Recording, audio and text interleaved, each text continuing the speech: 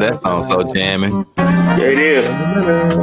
Have you seen the one live? They got another one live. Yep. Hold on, E. That's the one I was telling you about. Let me know if you know who on the drums. Ain't that Chris Day?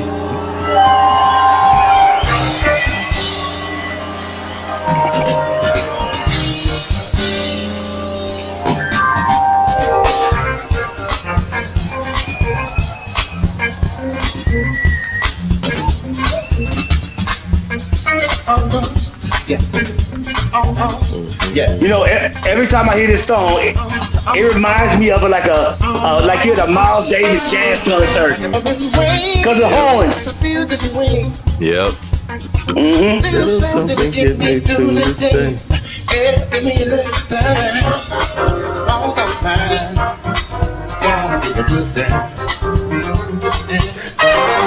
Them horns rocking like a motherfucker. I'm telling you.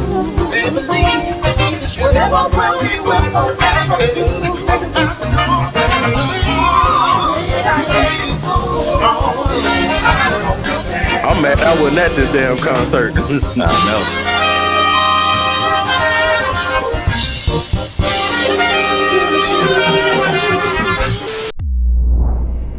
Concrete reality.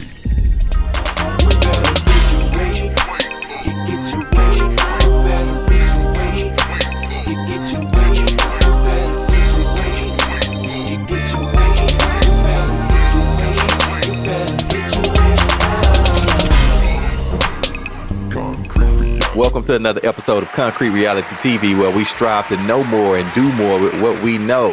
What's up? I'm Ephraim Acapella. It's your boy Cool Cutter. And the OG2 in the building. Let's get it. Yes, sir. And if you would like to know more and do more, be sure to hit that like and subscribe button on the bottom of the screen. Now, what's up? We talking about polygamous relationships. Are they secretly becoming more popular, or is it just a swinger fetish by another name? What y'all got on this? Are we talking about like from the beginning of time, how it was legal to have multiple wives, and it's still in some countries it's still legal to have multiple wives? The only thing that's not legal in America, because I think that some punk ass motherfucker probably got his bitch took it, and then he was really upset about it, so they changed the law. I mean, you know the rules of the game. I mean, your bitch just chose me. I'm just saying. Well, before we go into it, let's go ahead and get the real definition of what polygamy is. So polygamy, the practice or custom of having more than one wife or husband at the same time. Just wanted to put that out there. It's not monogamy. The act of having one person, one partner, one individual that you confide in, that you are sexually active with. Polygamy thing is actually entertaining multiple or more than one. Well, back in the day, they used to call it a harem in the biblical days. Harem. King David had a harem. I'm just saying, sound like a great idea. If the Bible said it had to be a great idea. It definitely was in the Bible. It was known throughout history that men had multiple wives, but they came up with this shit called monogamy. Our species norm is polygyny, where you have 80% of cultures on the anthropological record have been polygynous, where you have high status men have multiple wives and low status men have no wives. Christianity is unusual in insisting on monogamy. We inherited it from Rome. It was a very important component of 2,000 years of Christian civilization, which now, of course, we're mostly rejected. And even though legally you're still only allowed to marry one person, having sex outside of marriage is now completely socially permissible, and so people are in practice being drawn back towards our species norm, having lifted the monogamous restriction. But I argue in the book, and I think really strongly, that monogamous restriction produces much better outcomes, particularly for women and for low status men. But there are all sorts of ways in which monogamous cultures do better than polygynous cultures. Lower crime rates, lower domestic violence rates, less economic inequality,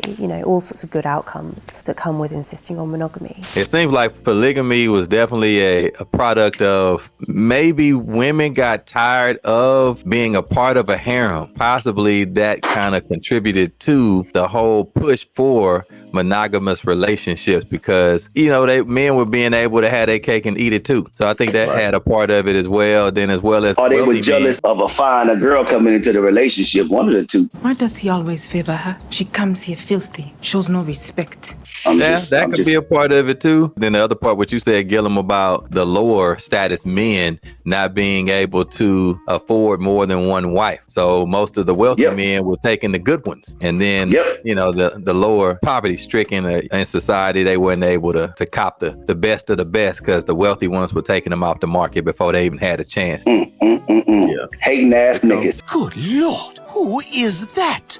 That's Lady Redbush and her husband-to-be, Griffin Peterson. That piece of ass is marrying that tall glass of poop juice? Well, not if I have anything to say about it. I'm going to have him exiled to the farthest corner of the world, and then she'll be all mine.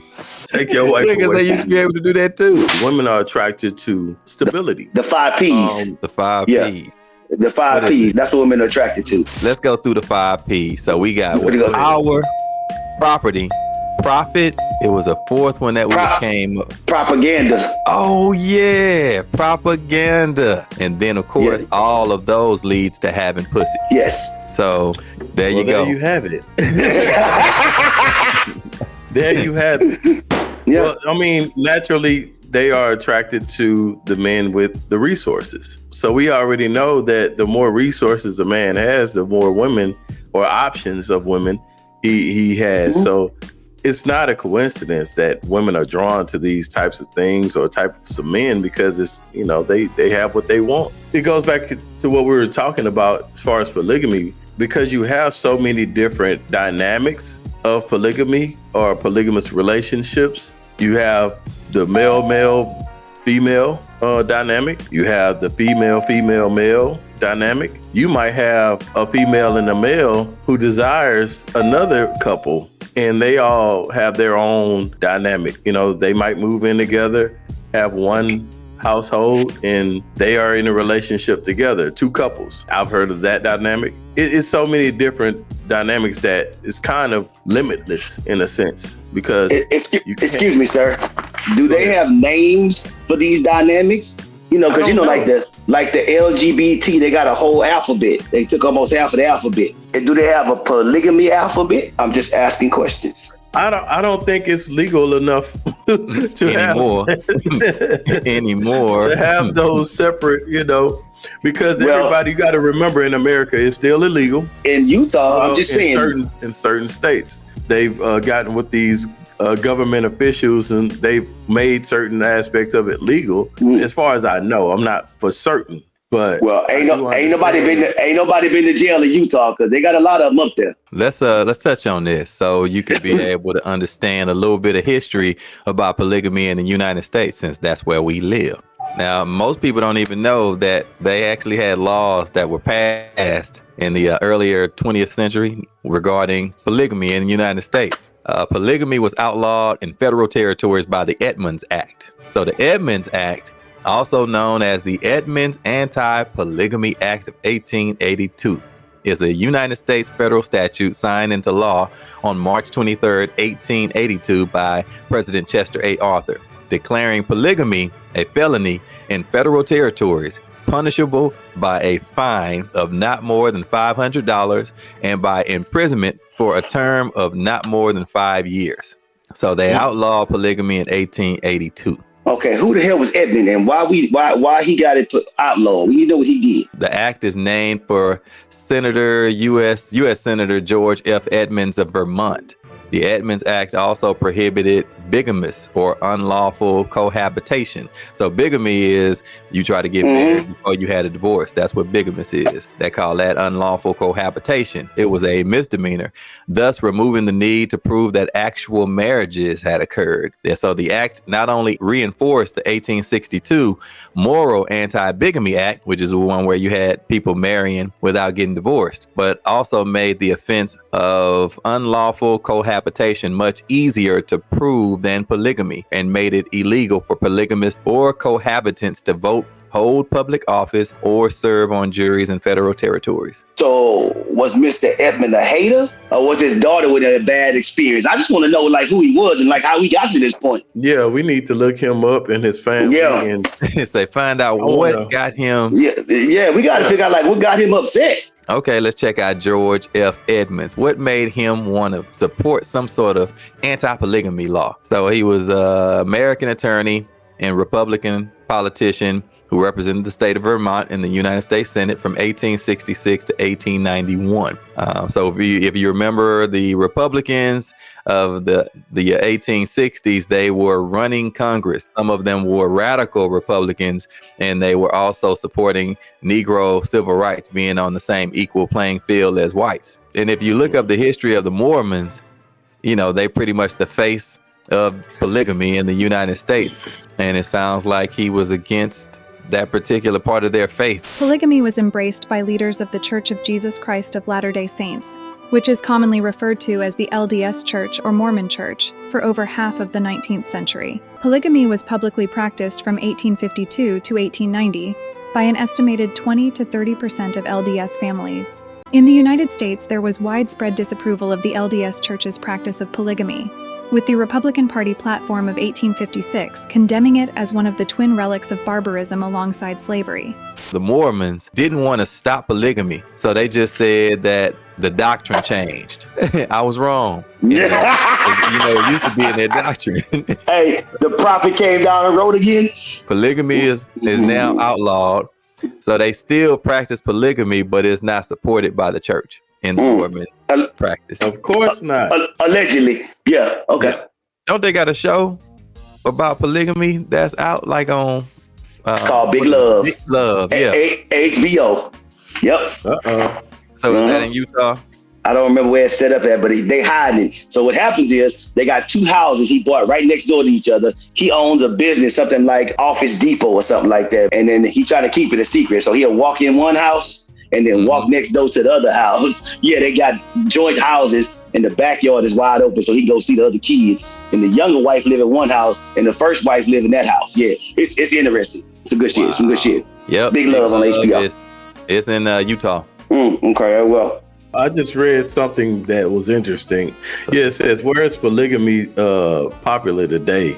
And it says polygamy taking the form of polygamy is most common in a region known as Polygamy Belt. West Africa and Central Africa, where the countries estimate to have the highest polygamy prevalence in the world, being in Burkina.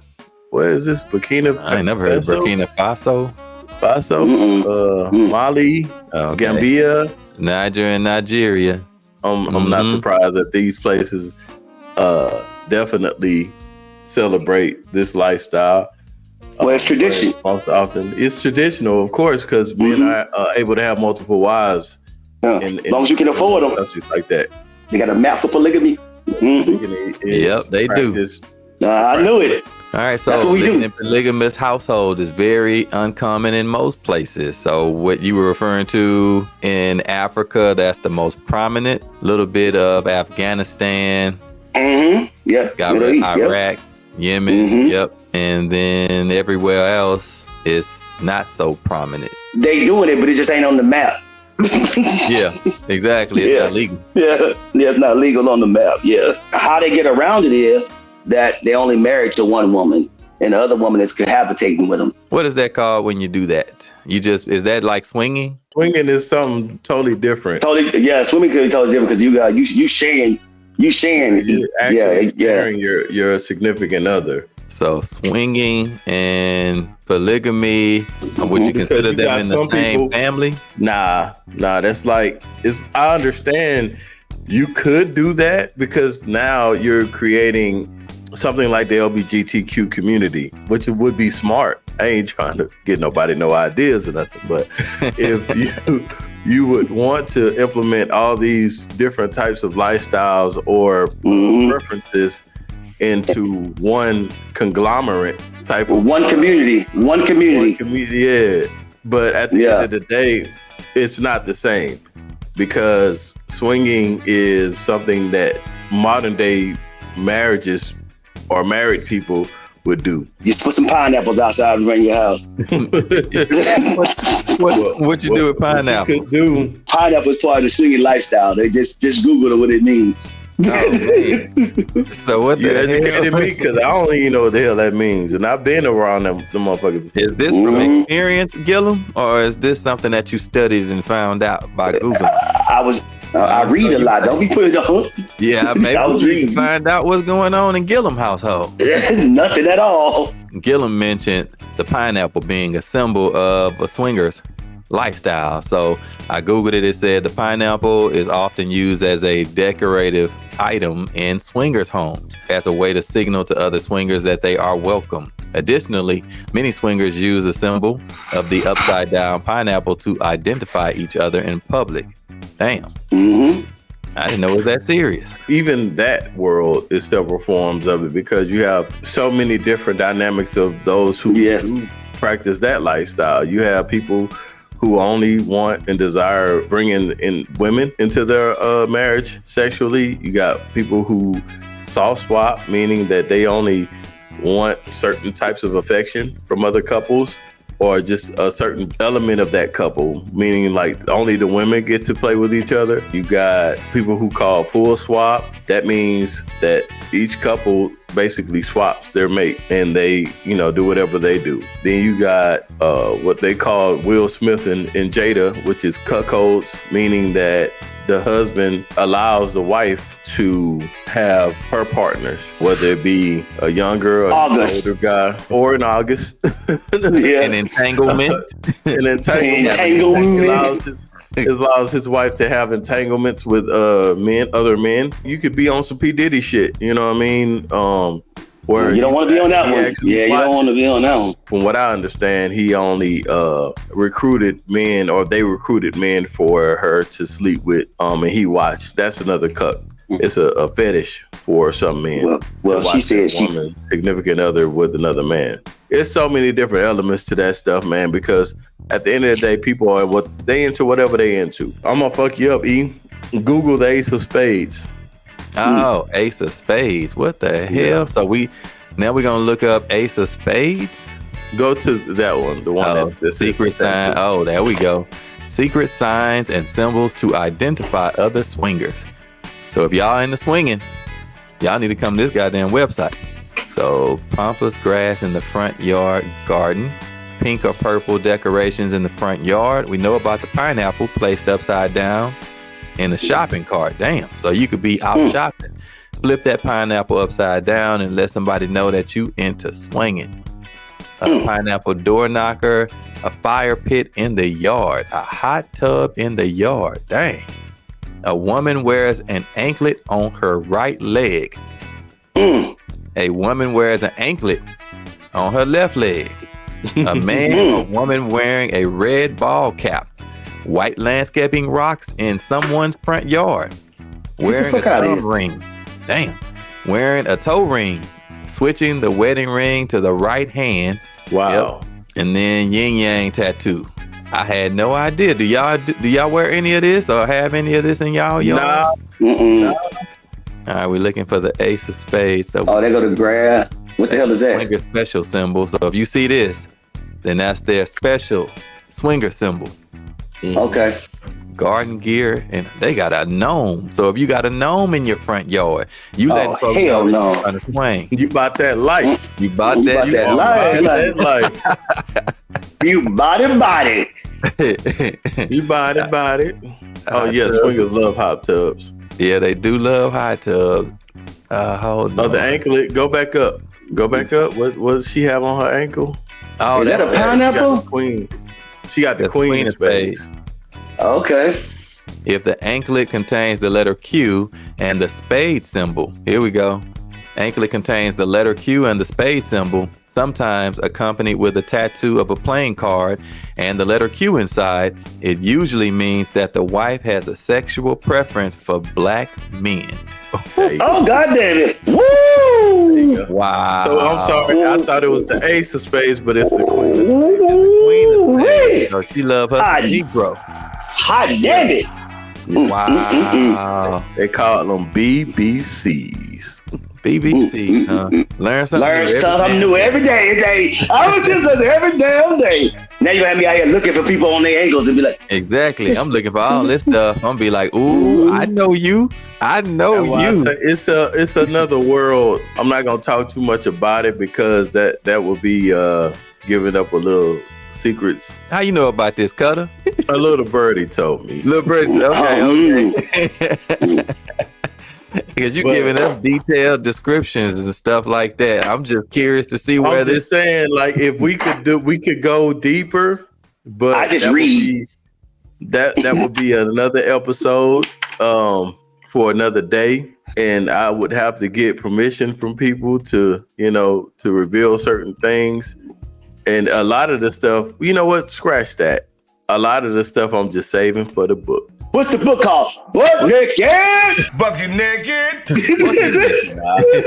Bucket naked. I haven't named the book yet, but it probably would go along the lines of confessions or something. I don't know. I haven't decided yet. So is swinging and is polygamy considered a fetish? No, I wouldn't. That's why I say I would never put those two things into the same category. No, not at all. Because at the end of the day, one is about sex and another one is about relationships. Yeah, one of them it's a lifestyle. Like I think polygamy is something that's people's lifestyle, and they come together to make a better life for them each other just because they like the way it is. So right. And then another one, swinging, is more so based on purely sexual desires, fetishes, kinks, and stuff like that. There's so many different elements to it. You can never just put it all in one category. And then polygamy, none of it is one and the same. So it's not all different. So you don't consider, I guess, either one, polygamy or swinging, part of the queer community, since they're uncommon social standards? People have tried. I remember when I used to go to a place called Secrets in Houston. There was a lot of lesbian couples there. Is that like the Green Door in Las Vegas? The Green Door? I don't know. I've never heard of the Green Door. Oh, okay. Yeah, don't worry about it. Well, Secrets was a swingers club in Houston that was popular. Well, it was around a long time in the 90s and the 2000s. It was really popular. But when I used to go over there, I used to see a lot of lesbian couples, especially in the 2000s. Lesbian couples would be like, I guess, in there looking for other, women, sometimes men. It depends on what they were into. But yeah, they tried to kind of mesh the LBGT. Mesh it together. Q lives together, but it doesn't mix. It doesn't. It's two different elements. Like I say, you're dealing with people who just freaky as hell and into what they into, and you're dealing with people who actually want and desire connections with other people outside of sex and, trying to build lives together. So the Green Door, just to go back to Gillum, I was curious to see what the hell it was. Gillum got a whole secret life. Yeah, he telling us about. Yeah, he definitely. He a Virgo. I know that nigga a freak. Yeah, because he knows too much. Mr. Nasty Man, kill him. Mr. Nasty Man. That was way back in my single days. When I was free. So the Green Door is a dark, black lit swingers club offering a variety of themed rooms, including areas for couples only. Then I saw, can single men go to the Green Door? Says male passes and memberships. Passes and memberships grant you access to the Green Door and its amenities. As a single, you must be invited into our couples areas or meet somebody to couple up with. So they for real on this shit. Yeah, it's like what's out here in Atlanta? Trapeze in Atlanta is very popular. It's a swingers club that everybody, a lot of people who are even interested in it go to. But yeah, Trapeze is one of those spots that I've heard about. I've never been there. That's what I'm gonna ask you. Have you been there before? Nah, I've never been there, but I've heard a lot about it. And people are gonna be like, "He lying." No, I've never been there. I've never been to Trapeze. I've heard a lot about it, and I may actually go one day. Who knows? But no, I've never been there. Do you think that you would want a woman that would be willing to swing? Who's that question for? For both of y'all. You see how quiet we both got? Everybody got quiet.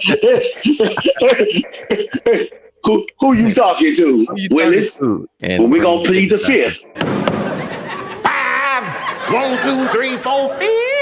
Yeah, please. We're going to plead the fifth. The fifth. 1, 2, 3, 4. So we're gonna bypass that. I don't want to get nobody in trouble. We done touched on polygamy, man. We done touched on swinging. We done touched on these different definitions. We touched on it. We didn't get into detail. Yeah. That'll be a whole nother episode. We're gonna try to get some more people on here. So we're not gonna hold y'all up. We appreciate you joining Concrete Reality TV. As always, make sure you hit the subscribe button, like and share. And as always, peace. As you can see, I was raised in the streets. I ain't got a whole lot of partners with me, 'cause I know them boys.